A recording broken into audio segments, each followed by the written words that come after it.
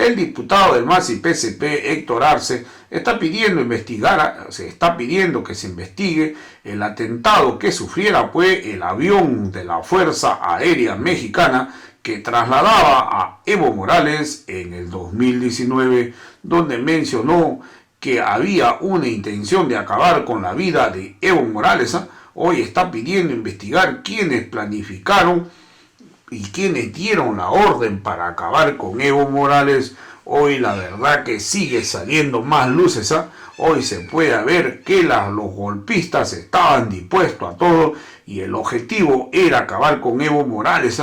Gracias a Dios las cosas no llegaron a mayores, pero hoy se tiene que dar con los responsables, porque aquí estos temas no puede quedar impune, porque hubo prácticamente orden para poder ejecutar. Vamos a escuchar pasaje de la intervención del diputado Héctor Arce.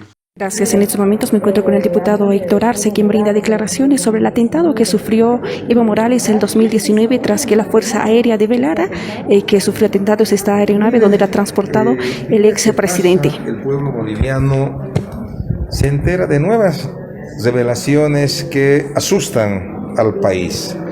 El 2019, meses antes, años quizás, se planificó el derrocamiento de un gobierno legal y democráticamente elegido. El 2020 se instaura un régimen de terror, de persecución brutal y sanguinario en el país.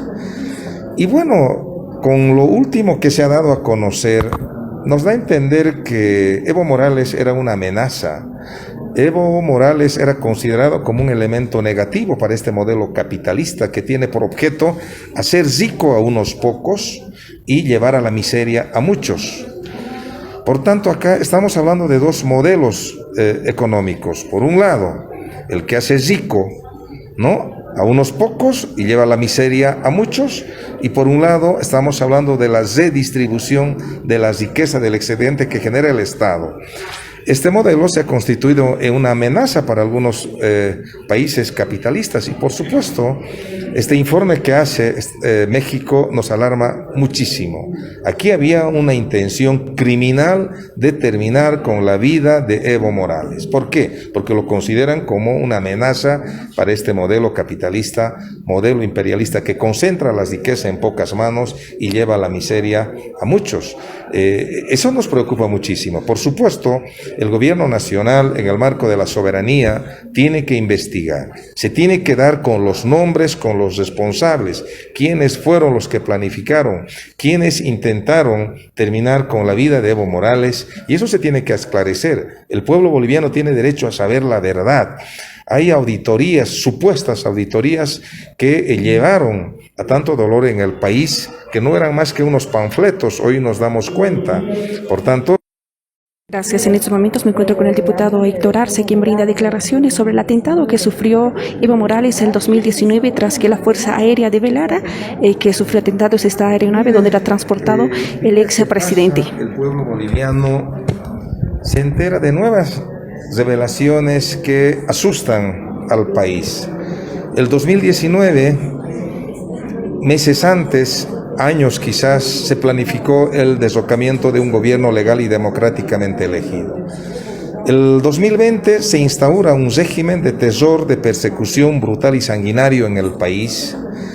Y bueno, con lo último que se ha dado a conocer, nos da a entender que Evo Morales era una amenaza. Evo Morales era considerado como un elemento negativo para este modelo capitalista que tiene por objeto hacer rico a unos pocos y llevar a la miseria a muchos. Por tanto, acá estamos hablando de dos modelos económicos. Por un lado, el que hace rico, ¿no?, a unos pocos y lleva la miseria a muchos, y por un lado estamos hablando de la redistribución de la riqueza del excedente que genera el Estado. Este modelo se ha constituido en una amenaza para algunos países capitalistas y, por supuesto, este informe que hace México nos alarma muchísimo. Aquí había una intención criminal de terminar con la vida de Evo Morales. ¿Por qué? Porque lo consideran como una amenaza para este modelo capitalista, modelo imperialista que concentra la riqueza en pocas manos y lleva a la miseria a muchos.